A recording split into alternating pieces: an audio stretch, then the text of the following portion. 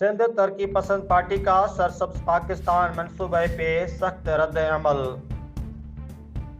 उमरकोट में सिंध तरक्की पसंद पार्टी के चेयरमैन डॉक्टर कादर मक्सी ने कहा है कि सरसब्ज पाकिस्तान मंसूबा सिंध को बंजर बनाने के मुतरादिफ है। प्रेस क्लब उमरकोट में मीडिया से गुफ्तगू करते हुए उन्होंने कहा कि दरियाए सिंध से गैर कानूनी तौर पर कैनाल निकाले जा रहे हैं, जिसकी वजह से डाउन स्ट्रीम में पानी की शदीद किल्लत पैदा होगी और साहिली इलाकों के हजारों एकड़ एराजी समंदर बर्द हो चुकी है। डॉक्टर कादर मक्सी ने कहा है कि किसी भी कैनाल मंसूबे में तमाम सूबों की रजामंदी जरूरी होती है, मगर इस हवाले से काउंसिल ऑफ कॉमन इंटरेस्ट का इजलास भी नहीं बुलाया गया। उन्होंने इल्जाम लगाया कि कैनाल मंसूबे पे पीपल्स पार्टी और नून लीग की मिली भगत है और अरसा एकट तरमीमी बिल पे सदर आसिफ अली जरदारी के दस्तखत इस बात का वाज़ेह सबूत है। उन्होंने पीपल्स पार्टी पे मुनाफिकाना तर्ज अमल अपनाने का इल्ज़ाम आयद करते हुए कहा कि पार्टी एक तरफ एहतियात का दावा कर रही है जबकि दूसरी तरफ मंसूबे की मंजूरी में शामिल है। उनका मजीद कहना था कि उन्होंने PTI क़यादत से भी मुतालबा किया है कि पार्टी के ऑफिशियल सोशल मीडिया अकाउंट से इस मंसूबे के खिलाफ ट्वीट करें, मगर ताल ऐसा नहीं किया गया। अगर PTI इस मसले पे मौक़िफ़ अपनाती है तो उनके साथ बैठने के लिए तैयार हैं।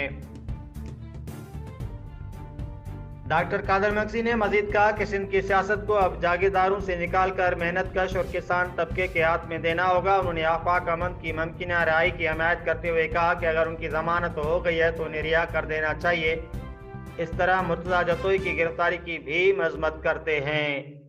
उन्होंने कहा कि सिंध के हुकूक के लिए वो अपनी जदोजहद जारी रखेंगे और किसी भी साजिश को कामयाब नहीं होने देंगे।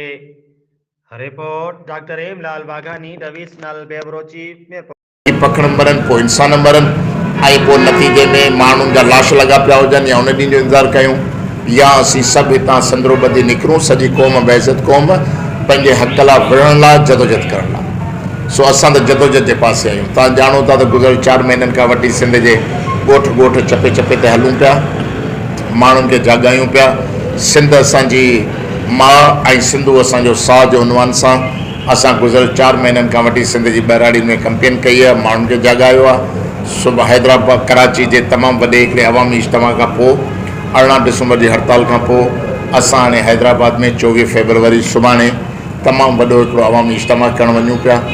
माण्हुनि खे दावत ॾियूं था, उमरकोट जे माण्हुनि खे तव्हां अचो, वधि खां वधि हुन प्रोग्राम में शरीक थियो त जीअं पंहिंजो आवाज़ न रुॻो इस्लामाबाद जी सरकार ताईं पर बैनुल अक़वामी इदारनि ते पहुचायूं त ही सिंधी माण्हुनि सां ज़ुल्म थिए पियो, इहो ज़ुल्म बंदि कयो वञे, जे न त ही मुल्क न हली सघंदो। मां तव्हांजो शुक्रगुज़ार, जेकॾहिं को सुवाल हुजे त तव्हांजा शुक्रगुज़ार आहियूं। मां सां गॾु हींअर वफ़द में डॉक्टर सुमार मंगरियो, पार्टी जो मरकज़ी राब्ता सेक्रेटरी आहे, घनश्याम माली आहे, थरपारकर ज़िले जो सदर आहे, अब्दुल करीम कीरियो आहे, मीरपुर ख़ास जो सदर आहे, मियार बंगलानी आहे, उमरकोट जो दोस्त, नायब सदर मियार बंगलानी साहब उमरकोट।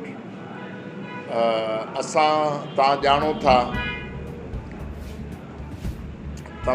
था त हिन वक़्तु असां सिंध जे अंदरि पाणी जी हासिलात सिंधु दरिया जे पाणी खे बचाइण लाइ ऐं सिंधियुनि जो जीअंदान घुरण जी जदोजहद में मसरूफ़ आहियूं।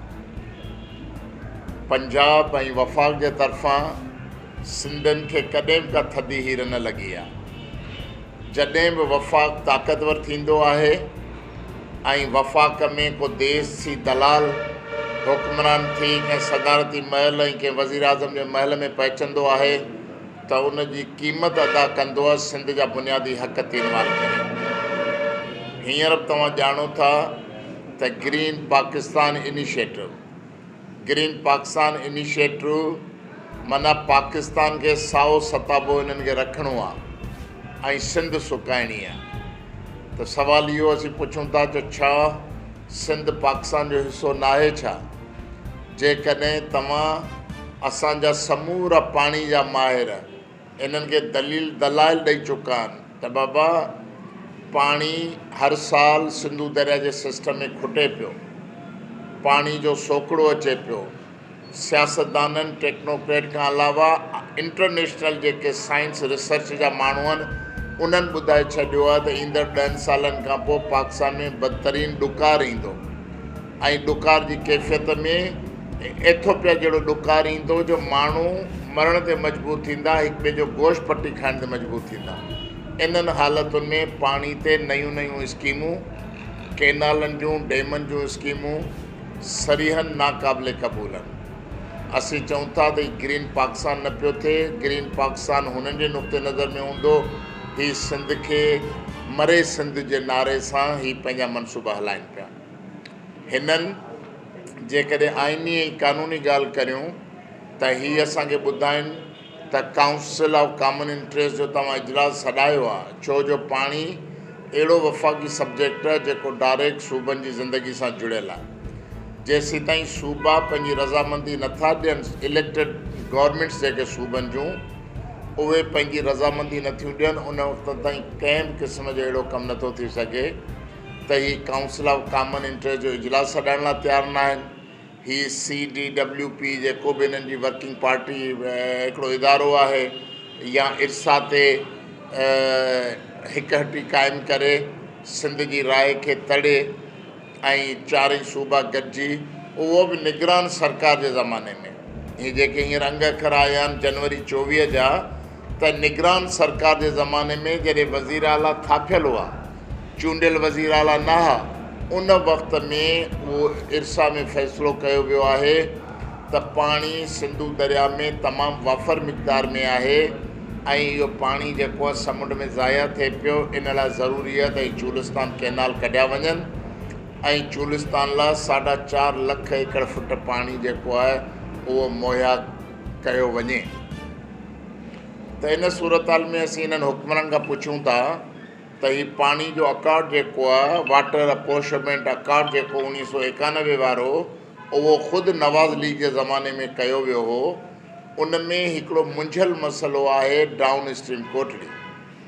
तव्हां डाउन स्ट्रीम कोटली गुज़िरियल 20 सालनि जा है, तो हमारा पहले दिन से PTI के लिए ये मौक़िफ़ रहा है कि इमरान खान दुनिया जान के मसाइल पे ट्वीट जेल से जारी करते हैं। जो भी उनके स्पोक्समैन हैं वो ट्वीट जारी करते हैं। तो हमने इनको कहा कि आप इमरान खान की तरफ से एक केनालों के, इमरान खान बहैसियत लीडर, बहैसियत एक PTI सरबराह के, उनका भी ट्वीट नहीं आया। तो हम इंतज़ार में हैं कि इमरान खान की पोजीशन इस केनाल के मसले पे, दरिया के पानी की हकमियत और हक़ के मसले पे तेरे सबब कोन्हे। माण्हू चवंदो आहे त खीर जो सड़ियल ॾुध बि फूके पीअंदो आहे। असां माज़ी में सियासी इतादनि में हलिया आहियूं ऐं सियासी इताद में जेके जमायतूं आहिनि उन्हनि सभिनी जमायतुनि खे बुलंद बांग पाणीअ मसइले ते वाज़े थियणो पवंदो। जेसीं ताईं उन्हनि जा सरबराह, जेसीं ताईं GDA जो सरबराह पीर साहब पगारो आहे, PTI जो सरबराह इमरान खान है, JUI जो सरबराह मौलाना फजल रहमान साहब आहे, जेसीं ताईं ये अपोजिशन जा लीडर सिंध जे पाणी जे इशू ते, केनालनि जे मसइले ते शगाफ़ अल्फाज़ चनाचा खां हटी करे वाज़े चिटो मौक़िफ़ न कंदा, उन वक़्त ताईं असां कंहिं बि हितां जो हिसो न थींदासीं।